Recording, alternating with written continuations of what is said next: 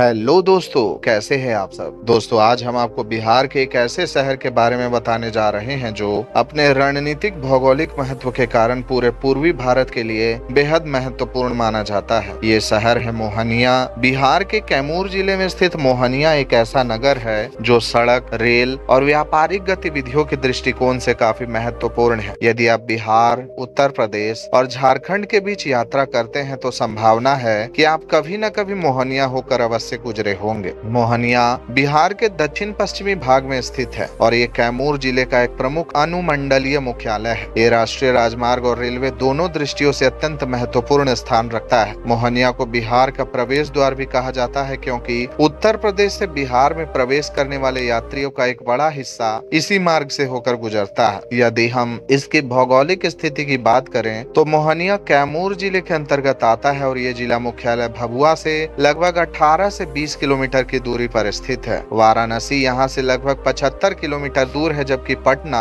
लगभग 170 से 180 किलोमीटर की दूरी पर स्थित है। अब बात करते हैं कि आप मोहनिया कैसे पहुंच सकते हैं। सड़क मार्ग से मोहनिया पहुंचना बेहद आसान है। ये नगर देश के सबसे महत्वपूर्ण राष्ट्रीय राजमार्गों में से एक ग्रैंड ट्रंक रोड यानी राष्ट्रीय राजमार्ग 19 पर स्थित है। ये वही ऐतिहासिक सड़क है जिसे शेर शाह सूरी ने विकसित कराया था। दिल्ली से कोलकाता जाने वाले हजारों वाहन प्रतिदिन इसी मार्ग से गुजरते हैं। इसके अलावा राष्ट्रीय राजमार्ग 219 भी मोहनिया से जुड़ता है, जो इसे कैमूर के विभिन्न क्षेत्रों से जोड़ता है। पटना, वाराणसी, प्रयागराज, गया, सासाराम, औरंगाबाद तथा कोलकाता से नियमित बस सेवाएं उपलब्ध रहती है।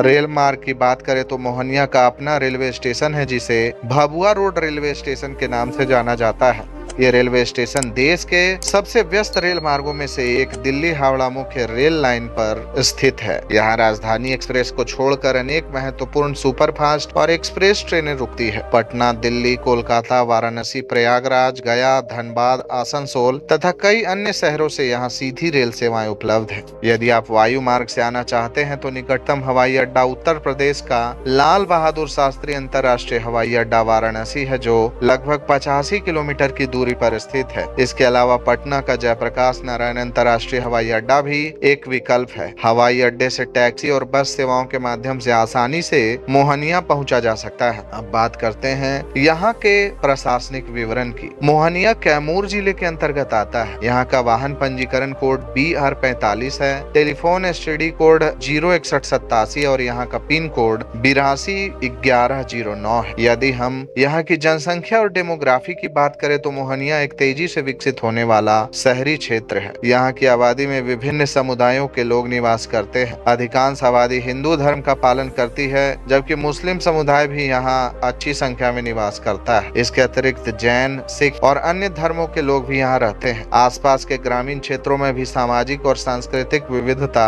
देखने को मिलती है। मोहनिया में मुख्य रूप से भोजपुरी भाषा बोली जाती है। इसके अलावा हिंदी व्यापक रूप से प्रयोग की जाती है। शिक्षित वर्ग में अंग्रेजी भाषा का भी अच्छा प्रभाव देखने को मिलता है। प्रशासनिक और शैक्षणिक कार्यों में हिंदी का प्रमुख उपयोग होता है। यदि यहाँ के लोगों के व्यवहार की बात करें तो कैमूर जिले के लोग अपनी सादगी, मेहनत और अतिथि सत्कार के लिए जाने जाते हैं। ग्रामीण क्षेत्रों में आज भी पारंपरिक भारतीय संस्कृति की झलक देखने को मिलती है। यहाँ के लोग धार्मिक और सामाजिक आयोजनों में बढ़ चढ़कर भाग लेते हैं। बाहरी पर्यटकों और यात्रियों के प्रति यहाँ के लोगों का व्यवहार सामान्यतः मित्रवत और सहयोगपूर्ण होता है। अब बात करते हैं यहाँ मनाए जाने वाले प्रमुख पर्व और त्योहारों की। मोहनिया में छठ पूजा सबसे महत्वपूर्ण पर्वों में से एक है। इसके अलावा दिवाली, होली, दुर्गा पूजा, रामनवमी, जन्माष्टमी, महाशिवरात्रि, नाग पंचमी और मकर संक्रांति बड़े उत्साह के साथ मनाई जाती है। इसके अलावा सावन महीने में भगवान शिव की पूजा का विशेष महत्व होता है, क्योंकि बाबा धाम जाने वाले श्रद्धालुओं का एक बड़ा वर्ग इस क्षेत्र से होकर गुजरता है। मेलों की बात करें तो आसपास के ग्रामीण क्षेत्रों में धार्मिक मेलों का आयोजन किया जाता है। विशेष रूप से शिव मंदिरों और स्थानीय देवी मंदिरों में वार्षिक मेलों का आयोजन होता है। नवरात्रि और छठ पूजा के अवसर पर भी बड़े सांस्कृतिक कार्यक्रम आयोजित किए जाते हैं। अब बात करते हैं शिक्षा व्यवस्था की। मोहनिया में शिक्षा का स्तर लगातार बेहतर हो रहा है। यहाँ सरकारी और निजी दोनों प्रकार के विद्यालय उपलब्ध हैं। प्रमुख विद्यालयों में केंद्रीय विद्यालय विद्यालय, कैमूर डीएवी पब्लिक स्कूल, विभिन्न सीबीएसई और बिहार बोर्ड से संबद्ध निजी विद्यालय शामिल है। इसके अतिरिक्त कई अच्छे इंटर कॉलेज और डिग्री कॉलेज भी उपलब्ध हैं। उच्च शिक्षा के लिए छात्र प्रायः वाराणसी, पटना, सासाराम और गया जैसे शहरों का रुख करते हैं। तकनीकी शिक्षा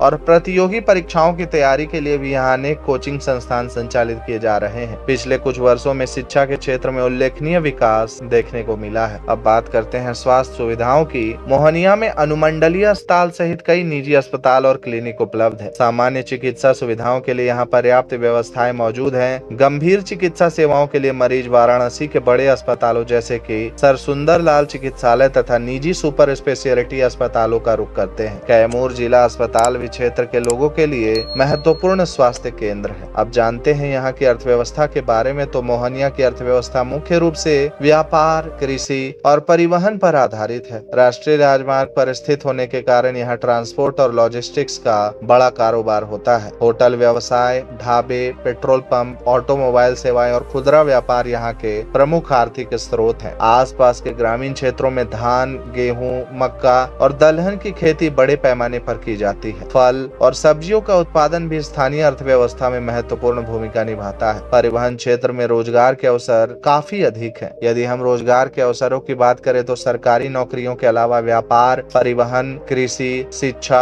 और स्वास्थ्य क्षेत्र में रोजगार के अवसर उपलब्ध है। बड़ी संख्या में लोग उद्यमिता और छोटे व्यवसायों से भी जुड़े हुए हैं। अब बात करते हैं कानून व्यवस्था और अपराध दर की। अन्य विकसित हो रहे नगरों की तरह मोहनिया में भी छोटी मोटी आपराधिक घटनाएं समय समय पर सामने आती है। हालांकि पिछले कुछ वर्षों में कानून व्यवस्था की स्थिति में सुधार देखने को मिला है। यहाँ पुलिस प्रशासन सक्रिय रूप से कार्य करता है। राष्ट्रीय राजमार्ग पर यातायात सुरक्षा के लिए भी विशेष व्यवस्थाएं की गई है। पर्यटकों के लिए यह क्षेत्र सामान्यतः सुरक्षित माना जाता है, बशर्ते सामान्य यात्रा संबंधी सावधानियों का पालन किया जाए। अब जानते हैं कि मोहनिया और उसके आसपास घूमने लायक कौन कौन सी जगह मौजूद हैं। दोस्तों, सबसे पहले आता है कैमूर वन्य जीव अभ्यारण्य। ये बिहार के सबसे बड़े वन क्षेत्रों में से एक है, जहाँ आपको प्राकृतिक सौंदर्य, पहाड़ियाँ और वन्य जीव देखने को मिलते हैं। इसके बाद आता है मां मुंडेश्वरी मंदिर, जो कि भारत के सबसे प्राचीन जीवित हिंदू मंदिरों में से एक माना जाता है और अपनी ऐतिहासिक तथा धार्मिक महत्ता के लिए विश्व प्रसिद्ध है। तेल्हार कुंड भी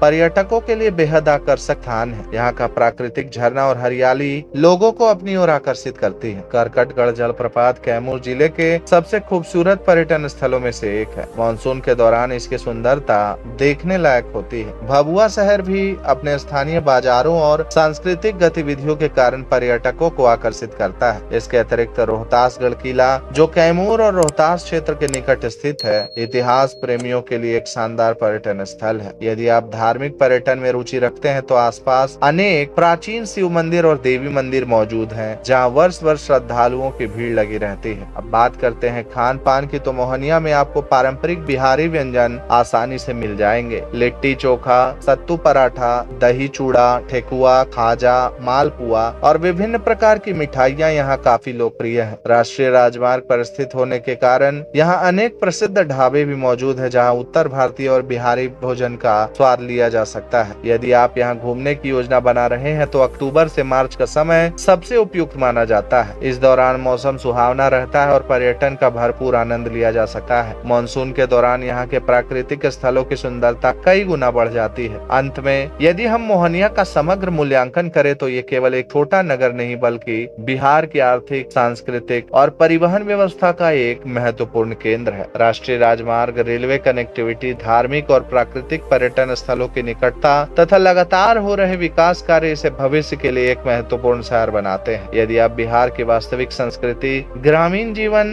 प्राकृतिक सौंदर्य और आधुनिक विकास को एक साथ देखना चाहते हैं तो मोहनिया आपके लिए एक बेहतरीन विकल्प साबित हो सकता है। तो दोस्तों, इस वीडियो में मैंने आपको मोहनिया के कुछ महत्वपूर्ण फैक्ट के बारे में बताया है। आशा है कि आपको ये वीडियो काफी पसंद आया होगा। दोस्तों, अगर आप फ्यूचर में और भी इसी तरह के अपडेट्स हमारे चैनल से पाना चाहते हैं तो हमारे चैनल को सब्सक्राइब करके बेल आइकन को प्रेस कर दें। और अगर आपको ये वीडियो अच्छा लगा हो तो इस वीडियो को लाइक करके ज्यादा से ज्यादा अपने दोस्तों के साथ शेयर कर दें। दोस्तों, अगली वीडियो आप किस जगह की देखना चाहते हैं वो भी आप मुझे कमेंट करके बता सकते हैं। भारत के ऐसे ही छोटे बड़े शहरों के वीडियो सबसे पहले यूट्यूब पर देखने के लिए हमारे चैनल को सब्सक्राइब करना बिल्कुल ना भूलें। आज के लिए बस इतना ही। बने रहे हमारे साथ और देखते रहें संजीव मिश्रा यूट्यूब चैनल को। जय हिंद, जय जय माता दी। राधे राधे।